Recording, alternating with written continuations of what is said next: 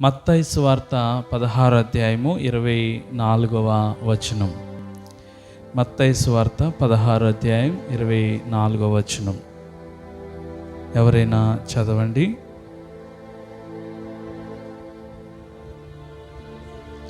అప్పుడు యేసు తన శిష్యులను చూచి, ఎవడైనను నన్ను వెంబడింపగోరిన ఎడల తన్ను తాను ఉపేక్షించుకుని తన సిలువను ఎత్తుకొని నన్ను వెంబడింపవలెను. చాలండి, దేవునికి స్తోత్రం చెప్దాం. అందరూ నా వైపు చూడండి. ప్రభువు తన శిష్యులతో ఒక మాట చెప్తూ ఉన్నాడు. శిష్యులు అనగా ఎవరు అంటే ప్రియులరా, క్రైస్తవులు కాదు. శిష్యులు అంటే ఎవరు చెప్పండి? క్రైస్తవులు వేరు, శిష్యులు వేరు. క్రైస్తవులు అంటే ఎవరు అంటే యేసయ్య పేరు ఎవరైతే పెట్టుకున్నారో, లేక బాప్తిసం పొందిన వారు, రక్షణ పొందిన బిడ్డలను క్రైస్తవులు అంటారు. ఎందుకంటే వారు బాప్తిసం పొందుట ద్వారా క్రీస్తును ధరించుకున్నారు కాబట్టి క్రైస్తవులు అంటారు. అయితే మరి శిష్యులు ఎవరు అంటే, శిష్యులు అంటే యేసయ్యను వెంబడించే వారిని యేసయ్య శిష్యులని అంటారు. వెంబడించే వారిని శిష్యులు అంటారు. హల్లెలూయా. ప్రియ దేవుని బిడ్డలారా, ఈ రోజున సంఘాల్లో క్రైస్తవులు ఉన్నారు కానీ శిష్యులు లేరు. ఏమా? అయితే మనం అన్యులుగా ఉన్నాం, లోకస్తులుగా ఉన్నాం. ఒకప్పుడు క్రీస్తు ప్రేమను ఎరిగి క్రీస్తుని నమ్ముకొని క్రీస్తుని ధరించుకున్నాం, క్రైస్తవులమయ్యాం. అయితే అక్కడతో ఆగిపోతే కాదు, కానీ మనం అందరం శిష్యులుగా మారాలి. ఎలా మారాలి చెప్పండి? శిష్యులుగా, యేసయ్యను వెంబడించేవారిగా, యేసయ్య అడుగుజాడల్లో నడిచేవారిగా మనం అందరం తయారవ్వాలి. అయితే ఈ రోజున అలాంటి పరిస్థితి మరి చర్చెస్లో కనిపించట్లేదు. కేవలం క్రిస్టియన్స్గానే ఉండిపోతున్నారు కానీ డిసైపుల్స్గా లేక శిష్యులుగా మారడం లేదు. ప్రియ దేవుని బిడ్డలారా, మనందరం కూడా శిష్యులుగా మారిపోవాలి. యేసు ప్రభు ఏమన్నాడంటే, మీరు సర్వసృష్టికి వెళ్ళి స్వార్థ ప్రకటించి మీరు నాకు శిష్యులుగా మార్చండి, వారిని నాకు శిష్యులుగా మార్చమన్నాడు. క్రైస్తవులుగా కాదు. మనం ఏంటంటే క్రైస్తవుల దగ్గర ఆగిపోయామంతే. హల్లెలూయా. ఆగిపోదామా? శిష్యుల వరకు సాగిపోదామా? చెప్పండి. శిష్యుల్లో మారదామా? క్రైస్తవుల్లో ఉండిపోదామా? ప్రస్తుతానికి మనం క్రైస్తవులుగా ఉన్నాం. అయితే ఇంకా మనం శిష్యులుగా మారాలి. హల్లెలూయా. సరే ప్రియ దేవుని బిడ్డలారా, బైబిల్ గ్రంథంలో ఉన్న శిష్యులతో దేవుడు ఒక ప్రాముఖ్యమైన మాట చెప్తున్నాడు. ఎవడైనాను నన్ను వెంబడింపగోరిన ఎడల. ఇప్పుడు మీరందరూ కూడా వెంబడించాలని కోరుకుంటున్నారా? ఏమా? శిష్యులుగా మారాలి అంటే ఆయన్ని వెంబడించేవారిగా మారాలి కదా. క్రైస్తవులుగా ఉండిపోతారా? శిష్యులుగా మారతారా? ఏం చెప్పాలి మీరు? వినబడట్లేదండి, గట్టిగా చెప్పాలి. అందరూ శిష్యులుగా మారతారు. శిష్యులుగా మారాలి అంటే ఒక పని చేయాలి, వెంబడించాలి. ఎవరిని? ఎవరికి శిష్యులుగా ఉండాలనుకుంటున్నామో వారిని వెంబడించాలి, అంతే. మనమందరం యేసయ్యకు శిష్యులుగా ఉండగోరిన ఎడల యేసయ్యను వెంబడించాలి, ఆయన వెనకాలే వెళ్ళాలి. హల్లెలూయా.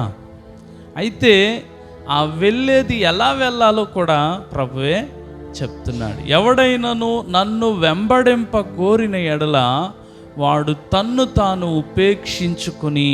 అంటే ప్రియులారా, ఎవరు కూడా ఇంకా తమ్మును తాము కాదనుకోవాలన్నమాట అండి. దేవుణ్ణి వెంబడించే వాళ్ళు ఏమనుకోవాలి చెప్పండి? తమ్మును తాము ఇంకా కాదనుకోవాలి, లేమనుకోవాలి. తమ్మును తాము ఉపేక్షించుకొని తగ్గించుకొని ఏం చేయాలంట? తన సిలువను ఎత్తుకొని ఆయనను వెంబడించాలి. హల్లెలూయా. మరి దేవుణ్ణి వెంబడించే శిష్యులుగా ఉండాలి అని అనుకుంటే శిష్యులతో ఆయన ఇంకొక మాట చెప్తాడు. ఇదిగో మరి నేను వెళ్ళి మీ కొరకు స్థలము సిద్ధపరుస్తున్నాను, నేను ఉండు చోటునే మీరును ఉందురు అన్నాడు. హల్లెలూయా. ఎవరితో అన్నాడు? క్రైస్తవులతో అన్నాడా, శిష్యులతో అన్నాడా? చెప్పాలి. క్రైస్తవులతో అన్నాడా, శిష్యులతో అన్నాడా? క్రైస్తవులు అంటే మొదటి మెట్టు మీద ఉన్నారండి. శిష్యులంటే మరి కొన్ని మెట్లు ఎక్కిన స్థాయిలో ఉన్నారు. మనమందరం కూడా శిష్యులుగా మారకపోతే ఆయన ఉండే చోటులోనికి మనం ఖచ్చితంగా వెళ్ళలేం. ఇలా దేవుని బిడ్డలారా, ఈ లోకంలో మనకి ఏమున్నా లేకపోయినా, మనం ఏ స్థితిలో ఉన్నప్పటికీ అదంతా ఈ లోకం మట్టుకే. మనలో చాలామంది బాధపడే స్థితిలో ఉన్నాం, సంతోషించే స్థితిలో ఉన్నాం. సంతోషిస్తున్నాం కదా అని చెప్పి మనకున్న దాన్ని బట్టి ఆనందిస్తున్నాం కదా అని అదేమీ శాశ్వతం కాదు. ఒకవేళ మనకున్న లేమిని బట్టి, మరి కష్టాలను బట్టి కృంగిపోతున్నామేమో, అయితే అది కూడా శాశ్వతం కాదు. మన కష్టాలు శాశ్వతం కాదు, మనకున్న కలిమి శాశ్వతం కాదు. ప్రియ దేవుని బిడ్డలారా, ఈ భూమి అత్యంత మరి త్వరలో ప్రియులారా కొలాప్స్ అయిపోయే సమయం దగ్గరికి వచ్చేసింది. అన్నిటికంటే బైబిల్ గ్రంథంలో ఒక మాట ఉంది, అన్నిటి అంతము సమీపించింది. అన్నిటి అంతం సమీపించింది అనడానికి అనేక సూచనలు మన కళ్ళ ముందు కనిపిస్తున్నాయి. రాజకీయ పరిస్థితులు మారిపోతున్నాయి ప్రియులారా. ఇప్పుడు చాలా భయంకరమైన పరిస్థితులు మనం ఎదుర్కోబోతున్నాం. దేవుడు నిజమైన క్రైస్తవులు ఎవరు, ఆయన్ని యథార్థంగా వెంబడించేవారు ఎవరు, ఆయన కొరకు ప్రాణం పెట్టేవారు ఎవరు, మరి వట్టిగా కేవలం మేలుల కోసం, ఆశీర్వాదాల కోసం వెంబడించే వాళ్ళు ఎవరో తేలిపోయే టైం వచ్చింది ప్రియులారా. ఏమొచ్చింది చెప్పండి? నిజమైన దేవుని బిడ్డలు ఎవరో తేలిపోయే టైం. ఎవరు నిలబడగలరు అంటే క్రైస్తవులు నిలబడలేరు. ఇది మాత్రం నిజం. ఎవరు నిలబడగలరు చెప్పండి? క్రైస్తవులు నిలబడలేరు. మరి నిలబడగలిగేది ఎవరు అంటే శిష్యులు మాత్రమే. దేవునికి స్తోత్రం చెప్దాం. శిష్యుల్లో కూడా ఒక ఆయన అమ్ముడైపోయాడు, కానీ మిగిలిన 11 మంది దేవుని కోసం నిలబడ్డారు, దేవుని కోసం తమ ప్రాణాలని అర్పించారు. వారే పరలోక రాజ్యంలో ప్రియ దేవుని బిడ్డలారా సింహాసనాలను అధిష్ఠించారు. వారి తలలపైన దేవుడు జీవకిరీటాలు పెట్టాడు. 24 పెద్దల్లో ఆ 12 మందిని పెద్దలుగా దేవుడు నియమించాడు. దేవునికి స్తోత్రం చెప్దాం. మనకి కూడా అట్టి గొప్ప భాగ్యం కావాలి అంటే క్రైస్తవులుగా ఉండిపోతే చాలదు. క్రైస్తవులుగా ఉండిపోతే మనం ఒకరోజు అతి త్వరలో చెదరగొట్టబడబోతున్నాం. గొర్రెలు చెదిరిపోయినట్టు చెదిరిపోతారనమాట. అత్యంత త్వరలోనే, చాలా త్వరగానే. మీరేమీ ఆశ్చర్యపోవాల్సిన అవసరం ఏం లేదు. యేసు రాకడ వచ్చేస్తుంది, పరిస్థితులు మారిపోతున్నాయి అని ఎప్పటి నుంచో చెప్తున్నారండి. అది అంత కామన్, మామూలు అనేసి అనుకుంటున్నారేమో. ఎవడో ఒక ఆయన అన్నాడు, యేసుప్రభు రాకడ అన్నారు, అది అంత ఎక్స్పైర్ అయిపోయింది అన్నాడు ఆయన. ఎవడో కానీ కదా, ఎక్స్పైర్ అయిపోవడం కాదు, అతి త్వరలోనే మన యొక్క నిగ్గు తేలే పరిస్థితి రాబోతుంది. ఎవరు దేవుని కొరకు నిలబడతారో తేలిపోయే సమయము వచ్చింది. ఆ సమయంలో ప్రియులారా మనలో చాలామంది అబద్ధాలు ఆడతారు, చాలామంది తలుపులు వేసేసుకుంటారు, చాలామంది ఇక మందిరాలకి రారు, ఇంకా అంతా అయిపోయింది. అట్లాంటి పరిస్థితి రాబోతుంది. అయితే ఎవరు నిలబడతారంటే శిష్యులు మాత్రమే నిలబడతారు. శిష్యులు ఏం చేశారో తెలుసా? వారు చర్మములు చేసినప్పుడు కూడా వాళ్ళు అలాగే నిలబడి చర్మములు పెంచుకున్నారు. మరి సింహాలకు ఆహారం అయిపోయారు కొంతమంది. ఇంకొంతమంది నూనెలో, మరుగుతున్న నూనెలో వేయబడ్డారు. కట్టేసి, చెట్టుకు కట్టి, కట్టెలు చుట్టూ పేర్చి, నిప్పు చితి అంటించి సజీవ దహనం చేసిన, దహనం అయిపోయిన శిష్యులు ఉన్నారు. యాకోబునైతే తల నరికి చంపారు. అపోస్తులుడైన పౌలునైతే ప్రియులారా నీరో చక్రవర్తి తల నరికి చంపాడు. మరి పేతుర్ని ఎక్స్ ఆకారంలో తల్లక్రిందులుగా సిలువేశారు. ఆంద్రే అయితే ఎక్స్ ఆకారంలో సిలువేశారంట. ఆ 2 కాళ్ళు అటో కాలు, ఇటో కాలు, అటో చెయ్యి, ఇటో చెయ్యి, ఎక్స్ ఆకారంలో సిలువేశారంట ఆయన ఏకంగా. ఎందుకు వాళ్ళు అలా ప్రభు కొరకు ప్రాణాలు పెట్టడానికైనా నిలబడగలిగారో తెలుసా? ఎందుకు అంటే వారు క్రైస్తవుల నుండి శిష్యులుగా మారారు కాబట్టి. ఈ రాత్రి ప్రియమైన దేవుని బిడ్డలారా, మన సంఘంలో ఉన్న కొద్ది మందిమైనప్పటికీ మనం క్రైస్తవులుగానే ఉండిపోదామా, శిష్యులుగా మారదామా? What is your decision? ఏమో చెప్పండి. శిష్యులుగా మారితే మీరు చంపిన నేను యేసయ్యను వదిలిపెట్టనని చెప్తారు. రేషన్ కార్డు కాదు, రిజర్వేషన్ కాదు, లేకపోతే ఇంకేదో ఉద్యోగం కాదు, నాకు రావాల్సిన రాయితీలు కాదు. ఏం తీసేసుకుంటారో తీసేసుకోండి, నాకు యేసయ్య ఉంటే చాలు. I will live for Christ and I will die for Christ. అవసరమైతే నేను బ్రతికితే దేవుని కోసమే బ్రతుకుతాను, చావైతే క్రీస్తు కోసమే అని ధైర్యంగా నిలబడగలుగుతాం. అపోస్తులుడైన పౌలు అంటాడు, బ్రతుకుట క్రీస్తే, చావైనా మేలు అంటాడు. హల్లెలూయా. కాబట్టి ప్రియమైన దేవుని బిడ్డలారా, మనము వెంబడించే వారిగా ఉండాలి అంటే, ఆయన శిష్యులుగా మారాలి అంటే మనం ఆయన్ని వెంబడించే వారిగా ఉండాలి. ఆ వెంబడించేది ఎలా వెంబడించాలి అంటే వట్టి చేతులతో నడిచెళ్ళిపోవడం కాదు, కానీ ప్రియులారా ఎవరు మట్టుకు వారు దేవుని సిలువను భుజాన్ని వేసుకుని వెళ్ళాలి. సిలువను భుజాన్ని మోసుకుని వెళ్ళాలి. ఏ సిలువది?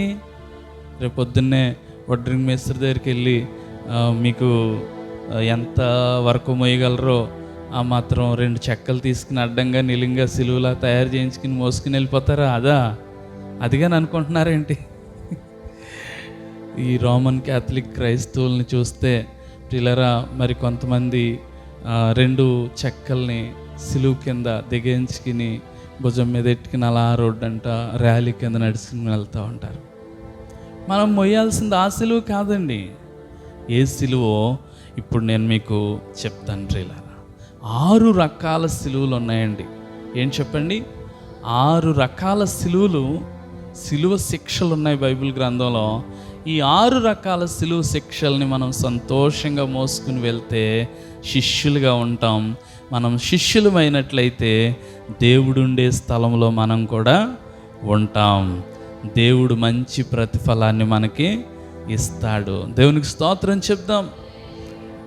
పేతురు అంటాడు ఒకసారి, ప్రభువా మేము సమస్తము విడిచిపెట్టి నిన్ను వెంబడిస్తున్నాం కదా ప్రభువా, మాకు ఏం దొరుకుతుంది ప్రభువా, ఇంత కష్టపడుతున్నాం, భార్య బిడ్డలను వదిలిపెట్టేసాం, ఇల్లు వాకులు వదిలిపెట్టేసాం, మా వ్యాపారాల్ని, మరి మా వేటను, మా వలలను, ధోనెలను వదిలేసాం, బంధుమిత్రులను వదిలేసాం, నీ వెనకాల తిరుగుతున్నాం, సమస్తము వదిలిపెట్టిన మాకు ఏం దొరుకుతుంది ప్రభువా అని అడిగితే ప్రభు సమాధానం ఏం చెప్పాడో తెలుసా? ఇదిగో నా నిమిత్తం మీ తల్లినైనను, తండ్రినైనను, అక్కలైనను, చెల్లినైనను, మరి బంధుమిత్రులైనను మీరు విడిచిపెట్టిన ఎడల, మీరు నా కోసం ఏదైతే విడిచిపెట్టారో మీరు దానిని పరలోకంలో 100 పొందుకోబోతున్నారని చెప్పాడు. దేవునికి స్తోత్రం చెప్దాం. హల్లెలూయా. ప్రియ దేవుని బిడ్డలారా, దేవుని శిష్యులుగా మనం ఉండాలి అంటే సిలువను ఎత్తుకుని మోసుకుని వెళ్ళేవారిగా ఉండాలి. మరి ఆ కష్టానికి, ఆ భారానికి ప్రతిఫలం ఏంటి అంటే పరలోక రాజ్యంలో ప్రభు మనకు ప్రతిఫలం ఇస్తాడు. అంటే ఈ లోకంలో ఇవ్వడానికి కాదు, ఈ లోకంలో కూడా ప్రభు ఇస్తాడు. మరి ఇప్పుడు మేము ఉన్నాం అనుకోండి, అందరిని వదిలిపెట్టి వచ్చేసాం, ఇల్లు వాకులు అన్నీ వదిలిపెట్టి వచ్చేసాం. మరి దేవుడు మమ్మల్ని వదిలేసాడా? చెప్పండి. మిమ్మల్ని అందరిని ఇవ్వలేదా? ఒక్కక్కన ఇద్దరు అక్కలను వదిలేసి వస్తే ఎంతోమంది అక్కల్ని ఇచ్చాడు దేవుడు. ఇద్దరు చెల్లెల్ని వదిలేసి వస్తే ఎంతోమంది చెల్లెల్ని ఇచ్చాడు దేవుడు కదా. ఒక్క తమ్ముడిని వదిలేసి వస్తే ఎంతోమంది తమ్ముళ్ళని ఇచ్చాడుగా. అమ్మ నాన్నలను వదిలేస్తే మీలో చాలామంది మాకు తల్లిదండ్రులుగా ఉన్నారు. దేవునికి స్తోత్రం చెప్దాం. దేవుడు 100 రెట్లు ప్రతిఫలాన్ని ఇస్తాడు. ఈ రాత్రి ఎలాంటి సిలువలు ఉన్నాయో బైబిల్ గ్రంథంలోని చూద్దాం. లూకా సువార్త 7వ అధ్యాయము 33వ వచనం. లూకా సువార్త 7వ అధ్యాయం 33వ వచనం. నీకు మేలు చేయవారికి అమ్మా, లూకా సువార్త 7వ అధ్యాయం 33వ వచనం. బాప్తిస్మమిచ్చి యోహాను రొట్టె తినకయు ద్రాక్షారసము త్రాగకయు వచ్చెను గనుక వీడు దయ్యములు పట్టినవాడని మీరు అనుచున్నారు. మనుష్య కుమారుడు తినుచును త్రాగుచును వచ్చెను గనుక వీరు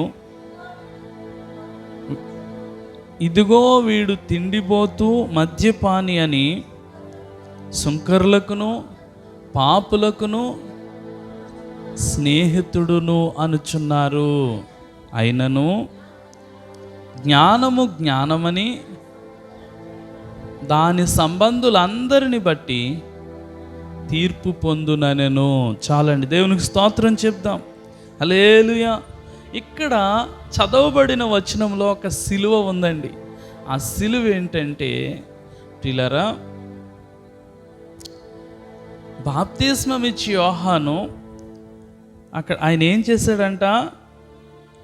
రొట్టె తినకయు ద్రాక్షారసము త్రాగకయు ఉన్నాడని ఆయన ఏమంటున్నారు వాళ్ళు? ఇతడు దెయ్యము పట్టినవాడు అని అంటున్నారంట. యేసు ప్రభువేమో సుంకరులతోనూ పాపులతోనూ కూర్చుని భోజనము పానము చేస్తున్నందుకు అతన్ని ఏమంటున్నారంటే ప్రియులారా, ఇతడు పాపులకు స్నేహితుడని అపార్థం చేసుకుంటున్నారు. అక్కడ చూసే వాళ్ళందరూ కూడా, వారందరి దృష్టికి ప్రభు ఎలా కనిపిస్తున్నాడంటే ప్రియులారా, చెడ్డవానిగా కనిపిస్తున్నాడు. అక్కడ బాప్తిస్మం ఇచ్చి యోహాను కావచ్చు, యేసు ప్రభు కావచ్చు, చూసేవారికి ఆ పరిసయ్యులకి శాస్త్రులకి వారు ఎలా కనబడుతున్నారంటే ప్రియులారా, మరి దోషులుగాను పాపులుగాను కనబడుతున్నారు. వారిని చూసినప్పుడు వారు అపార్థం చేసుకుంటున్నారు. యేసు ప్రభుని చూసినప్పుడు వారు అపార్థం చేసుకున్నారు. అపార్థం, మనలను చూసి ఎవరైనా అపార్థం చేసుకుంటే ప్రియులారా, అపార్థం అనేది ఒక సిలువ శిక్ష అన్నమాట అండి. అపార్థం కూడా ఏంటి చెప్పండి? ఒక రకమైన శిక్ష. ఎవరైనా మనల్ని అపార్థం చేసుకుంటే మనం ఎంత బాధపడతామో, ఎంత కృంగిపోతామో. ఇలా అనేసాడేంటి, ఇలాగా అన్నారేంటి, అలా అన్నారేంటి, అలా అనుకున్నారేంటి, ఇలా అనుకున్నారేంటని చాలామంది ఏడుస్తూ కూర్చుంటారు. ఎవరైనా ఒక చెల్లి అన్నతో మాట్లాడితే అది దూరం నుండి చూస్తున్న వాళ్ళు అంటారు, అదిగో వాళ్ళిద్దరికి ఏదో ఉంది అంటారు. ఆ మాట ఆ నోట ఇలా అంట కదా అని ఆ చెల్లి చెవిలో పడితే ఏమనుకుంటుందా అమ్మాయి లేక అబ్బాయి ఏమనుకుంటారు? అయ్యో, నేను అలా చేయడం ఏంటి, జస్ట్ మాట్లాడుకున్నాం అంతే, ఒక అన్నగా చెల్లిగా మాట్లాడుకున్నాం, కానీ లోకం ఇంత భయంకరంగా నన్ను అపార్థం చేసుకుందా అని కుళ్ళి ఏడుస్తారు. ప్రియమైన దేవుని బిడ్డలారా, దేవుని శిష్యులుగా ఉండడానికి మనం ప్రయాసపడితే ఇలాంటి అపార్థాలు మన జీవితంలో ఎన్నో వస్తాయి. హల్లెలూయా. నన్ను కూడా చాలా అపార్థాలు చేసుకున్న వాళ్ళు ఉన్నారు. మమ్మల్ని కూడా చాలా రకాలైన అపార్థాలతో మరి అర్థం చేసుకున్న వాళ్ళు ఉన్నారు. అయితే మేమేంటో లేకపోతే నేనేంటో యేసేకి తెలుసు. మీరేంటో యేసేకి తెలుసు. మిమ్మల్ని చూసి ఎవరైనా అపార్థం చేసుకుని ఒకవేళ ఏదైనా మాట్లాడితే ఏడుస్తూ కూర్చోవలసిన అవసరం లేదు. నీ భుజం మీద ఒక రకమైన సిలువ మోపబడిందన్న సంగతి గ్రహించి సంతోషంగా సిలువను మోసుకుని వెళ్ళిపోవడమే. హల్లెలూయా. యేసేని వెంబడించడం గొప్ప భాగ్యం ప్రియులారా, అవునా కాదా చెప్పండి అమ్మా? ఆనాడు 12 మంది శిష్యులు యేసేను వెంబడించడానికి ఎంతో గొప్ప భాగ్యంగా ఎంచుకున్నారు. అందుకే తమ ప్రాణములను సహితం తృణప్రాయంగా ఎంచుకున్నారు. అందుకే తమ ప్రాణాలు పోతాయని తెలిసినా కూడా ఏ మాత్రము వెనకడుగేయలేదు. ఎందుకు అంటే యేసయ్య సిలువను మోయడం గొప్ప భాగ్యం. ఆ సిలువను మోసిన తర్వాత గొప్ప ప్రతిఫలం ఉందన్న సంగతి వాళ్ళకి తెలిసింది. దేవునికి స్తోత్రం చెప్దాం. ఒకసారి రష్యా దేశంలో ప్రియ దేవుని బిడ్డలారా, ఒక 12 మంది ఆరాధన చేసుకుంటున్నారంట. ఒక అడవి ప్రాంతంలో చాటుగా ఆరాధన, దేవుణ్ణి ఆరాధిస్తుంటే మరి పోలీసులు ఎలాగా వాళ్ళకి ఉప్పందేసిందో తెలియదు, కానీ పోలీసులు వచ్చేసి చుట్టుముట్టేసి సరౌండింగ్ చేసేసి మరి వాళ్ళని పట్టేసుకుని మరి ఒక చోటకి తీసుకొచ్చి 12 మందిని తల్లక్రిందులుగా కట్టేశారంటండి. ఏం చేశారు చెప్పండి? తల్లక్రిందులుగా కట్టేసి చెట్లకి వేలాడగట్టి మరి తుపాకీ చేత్తో పట్టుకొని, ఇదిగో మొదటివాడి దగ్గరికి వచ్చాడంట. ఒక్కొక్క సైనికుడు మొదటివాడి దగ్గరికి వచ్చి, ఇదిగో నువ్వు యేసయ్యను వదిలేస్తావా, కాల్చేయమంటావా అంటే, ప్రియులరా ఆ వ్యక్తి అన్నాడంట, నాకు యేసయ్యే కావాలి, మీరేం చేసినా పర్వాలేదనగానే మరి ధన్మని షూట్ చేయగానే పుచ్చకాయ పేలినట్టు పేలిందంట తలకాయ. ఎప్పుడైతే ఆ తలకాయ పేలిందో ప్రియులరా, అతని ఆత్మ మరి గాలిలో నుంచి అలా పైకి వెళ్తుంటే మరి పైన ఆకాశంలో ఒక కిరీటం అతని తల కొరకు ఎదురు చూస్తుందండి. కింద నుంచి వస్తున్న అతని తల కొరకు ఒక కిరీటం అక్కడ ఎదురు చూస్తుందంట. ఈ కింద నుంచి వెళ్తున్న ఆత్మ సరిగ్గా ఆ కిరీటానికి మరి ఇలా టచ్ అయ్యి కిరీటం ధరించుకుని పరలోకం వెళ్ళిపోతుందంట. ఇది ఎవరికి కనపడుతుంది? అక్కడున్న ఆ పోలీసుల్లో ఆ కమాండర్ కనపడుతుంది అనమాట అండి. ఆ కమాండర్కి అది కనపడుతుంది. రెండో వాడి దగ్గరికి వెళ్ళి, ఇదిగో నువ్వు యేసయ్యను వదిలేస్తావా లేకపోతే బ్రతుకుతావా అంటే, నాకు యేసయ్య కావాలి, మీరేం చేసినా పర్లేదు. రెండో వాడిని కాల్ చేశాడు. రెండో వాడు కూడా అలా పైకి వెళ్ళిపోతున్నాడు. కిరీటం అతని తలకు తగులుకుంటుంది. ఆ కిరీటంతో కలిసి పరలోకం వెళ్ళిపోతున్నాడు. అలాగ 3వ వాడు అయ్యాడు, 4వ వాడు అయ్యాడు, 5వ వాడు అయ్యాడు, 6వ వాడు అయ్యాడు, 7వ వాడు అయ్యాడు, 8వ వాడు అయ్యాడు, 9, 10, 11వ వాడు. ఇన్ని మరణాలు చూసిన 12వ వాడు పిల్లరా భయపడిపోయి, బాబోయ్ నాకు యేసయ్యొద్దు, నన్ను నిప్పేయండి అన్నాడంట. ఏం చెప్పండి? బాబోయ్ నాకు యేసయ్యొద్దు, నన్ను నిప్పేయండి అనగానే ఆ కమాండర్ రే అర్జెంటుగా వాడిని నిప్పేయండి రా అన్నాడంట. అర్జెంటుగా వాడిని నిప్పేయండి అంటే ఇప్పేశారు. ఇప్పేసిన తర్వాత నన్ను ఆ కాళ్ళు చేతులు కట్టేయండి అన్నాడంట. Sir what is this? మిమ్మల్ని మేము కట్టడం ఏంటి? లేదురా, నా మాట విని నా చేతులు కాళ్ళు కట్టేసి తల్ల క్రిందులుగా వేలాడదీసి నా తలను షూట్ చేయండి అన్నాడంట. అంటే ఏమైంది సార్, ఏమైంది సార్? నేను చెప్తా చెప్పాడంట. ఇప్పుడు కాల్చిన 12 మంది 11 మంది వారు చనిపోతూ వారి ఆత్మలు పైకి వెళ్ళడం నేను చూశాను. వారి కొరకు ఒక జీవ కిరీటం ఆకాశంలోనే ఎదురు చూడడం నేను చూశాను. ఆ జీవ కిరీటాన్ని ధరించుకుని వారి పరలోకం వెళ్ళడం నేను చూశాను. ఆ గొప్ప భాగ్యం నాకు కావాలి. ఈ 12వ వాడు వద్దనుకున్నాడు కాబట్టి ఆ భాగ్యాన్ని నేను పొందుకోవాలనుకుంటున్నాను, మీరు నన్ను అలా చేయండి అనగానే వారు కమాండర్ చెప్పినట్టు చేయాల్సిందే. కాబట్టి కమాండర్ని తల్ల క్రిందులుగా నిలబెట్టి ప్రియులారా షూట్ చేశారు.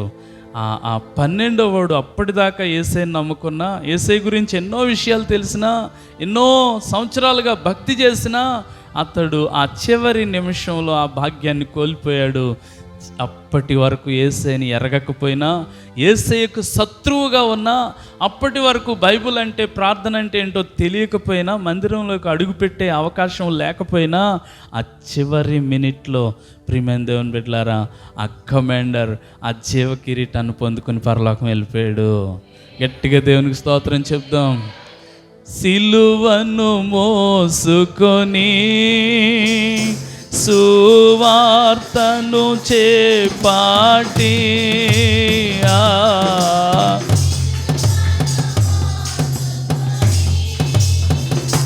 సువార్తను చేపాటి యేసుని వెంబడింప ఎంత గామ్యముని చితివి, యేసుని వెంబడింప ఎంత భాగ్యముని చితివి. స్తోత్రం చెల్లింతుము, స్తోత్రం చెల్లింతుము. హల్లెలూయా. ప్రియమైన దేవుని బిడ్డలారా, అపార్థం అనే సిలువను ఎత్తుకోవాలండి. మొదట మనం ఈ లోకంలో నిన్ను నన్ను కూడా అపార్థం చేసుకుంటారు. ప్రియులారా, దేవుని కోసం ఎవరైనా ఖచ్చితంగా నిలబడాలనుకుంటే, దేవుణ్ణి వెంబడించేవారిగా ఉండాలనుకుంటే, మొట్టమొదటిగా నువ్వు మోయాల్సిన భారభరితమైన సిలువ ఏంటంటే, నిన్ను అపార్థం చేసుకుంటారు. ఏం చెప్పండి? అపార్థం చేసుకుంటారు. నన్ను అపార్థం చేసుకున్నారే అని బోర్ని ఆడడం కాదు, సంతోషంగా సిలువనెత్తుకుని ప్రభు కొరకు సాగిపోవాలి. సువార్తను ప్రకటించి ప్రభువును వెంబడించడం గొప్ప భాగ్యంగా ఎంచుకోవాలి. మీకు జీవ కిరీటం కావాలా? ఎంతమందికి కావాలి? చేయొద్దండి. జీవ కిరీటం కావాలా? జీవ కిరీటం కావాలంటే యేసయ్యను వెంబడించాలి. వట్టి చేతులతో వెంబడించడం కాదు, చేతులు ఊపుకుంటూ వెళ్ళిపోవడం కాదు. సిలువను అపార్థం అనే సిలువను భుజాన్ని వేసుకుని మోయాలి.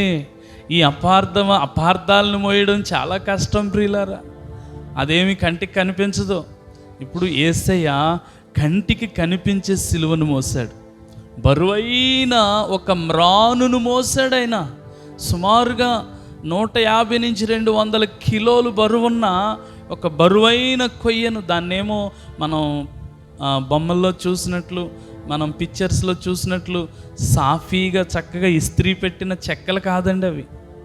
ఒక చెట్టుని అడ్డంగా నిలువుగా నరికి ఆ రెండింటిని జాయింట్ చేసి సిలువ కొయ్యను ఆయన భుజం మీద పెట్టారు. అది చాలా బరువైంది. అయితే మనం మోయాల్సిన సిలువ కంటికి కనపడదు, కానీ యేసు ప్రభులాగే చాలా బరువుగా ఉంటుంది అది కూడా. హల్లెలూయా. అందుకే ఎవడైనాను నన్ను వెంబడింపగోరిన ఎడల తన్ను తాను ఉపేక్షించుకుని, నేను చాలా గొప్పోడిని, నేను చాలా పెద్దోడిని, నేను చాలా తెలివైనోడిని అని అనుకుంటూ అలాంటి అపార్థాలను త్రోసివేసి తిరస్కరించి కాదు, కానీ అలాంటి అపార్థాలు చేసుకున్నప్పుడు కృంగిపోకుండా, వాటిని బట్టి భయపడి వెనక్కి వెళ్ళిపోకుండా, వాటిని బట్టి దేవునిలో దిగజారిపోకుండా ఆ సిలువను మోసుకుని ముందుకు సంతోషంగా సాగిపోతే దేవుడు నీ కొరకు జీవ కిరీటం దాచి ఉంచాడు. దేవుడు ఉండే స్థలంలో నిన్ను కూడా నిలబెడతాడు. హల్లెలూయా. అందుకే ప్రియమైన దేవుని బిడ్డ, నీ జీవితంలో ఉన్న ప్రతి అపార్థమును బట్టి ఇప్పటిదాకా ఒకవేళ కృంగిపోయావేమో, ఇప్పటిదాకా ఒకవేళ బాధపడ్డావేమో, నన్ను అలా అనుకుంటున్నారండి, నన్ను ఇలా అనుకుంటున్నారండి, నన్ను అలా అనుకుంటున్నారండి, ఏడుతో కూర్చున్నావేమో. నో నీడ్, ఏడవలసిన పని కాదు. అది మోసుకుని వెళ్ళాలి.